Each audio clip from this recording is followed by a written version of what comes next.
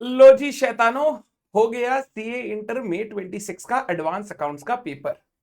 And I am 100% sure आप सारे ही बच्चे जिसने अच्छी तरीके से यूट्यूब पर इस बार मेरे साथ मल्टीपल चॉइस क्वेश्चंस को प्रैक्टिस किया, मोस्ट इंपॉर्टेंट टॉपिक्स का वीडियो फॉलो किया, लास्ट डेज में कैसे रिवीजन करना है, क्वेश्चंस वगैरह कैसे बनाने हैं, अगर वो फॉलो किया होगा तो आपका आज का पेपर अच्छा गया होगा।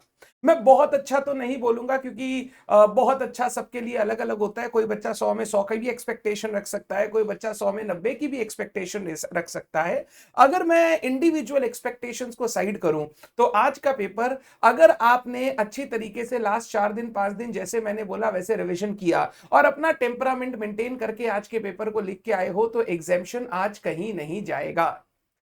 मल्टीपल चॉइस क्वेश्चन में केस सिनारियोज, इंडिविजुअल एमसीक्यूज, जो इंस्टीट्यूट ने केस सिनारियो बुकलेट दिया था, जो 56 क्वेश्चन हमने सॉल्व किए थे इन 7 आवर्स, उनमें से ही आए वैसे ही क्वेश्चन इंस्टीट्यूट ने वापस अपने पेपर में दिए। तो मल्टीपल चॉइस क्वेश्चन भी अगर किसी ने इंस्टीट्यूट का एमसीक्यू बुकलेट देखा था तो उसके अच्छे गए होंगे।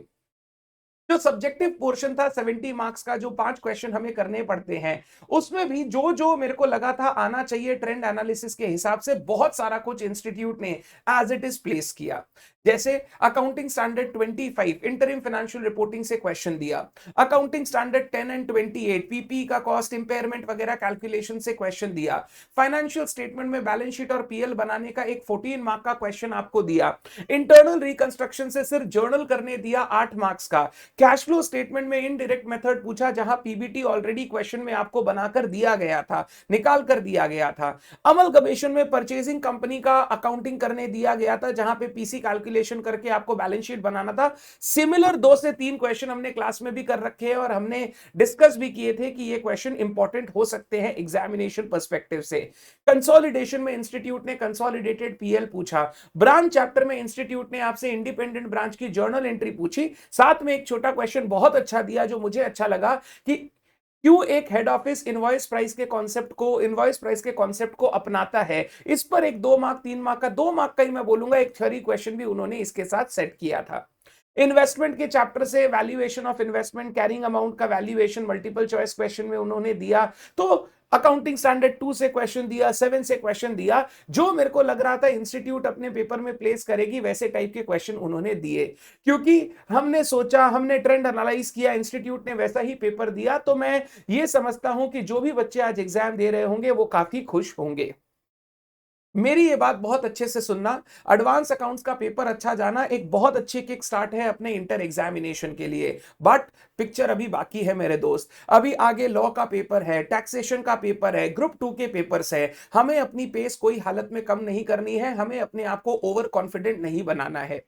हमें लॉ का रिवीजन बहुत अच्छे से करना है, हमें अपनी पेस को स्लो नहीं होने देना है। अगर आज पेपर अच्छा गया है तो हमारा कॉन्फिडेंस हमारा हाई है, तो उसको हमें चैनलाइज करके अच्छी तरीके से लॉ की प्रिपरेशन करनी चाहिए।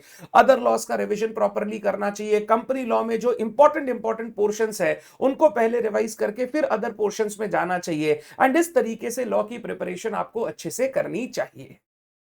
सर क्या लॉ में लास्ट के एक एक 1.5 डे में हमें कोई राइटिंग प्रैक्टिस वगैरह करनी चाहिए? Not required. अभी आपको फोकस करना चाहिए जितने ज्यादा से ज्यादा आप कॉन्सेप्ट देख सकते हो। एक चीज पर ध्यान रखना, इंस्टीट्यूट ने लास्ट टर्म में भी लॉ के पेपर में बहुत सारी पेनल्टीज वगैरह जैसी चीजें पूछी थी मल्टीपल चॉइस क्वेश्चन में, तो ढीला मत छोड़ना उनको। जो हमारा last day on the date of exam है, जब हमारा लॉ का एग्जाम है 7 तारीख को, उस दिन आपको क्या करना चाहिए, सुबह सुबह वो पेनल्टी वाले सेक्शन एक बार अच्छे से घुमा लेने चाहिए, so that multiple choice question में आए तो आप उनको इंट्यूशन से आंसर कर सको।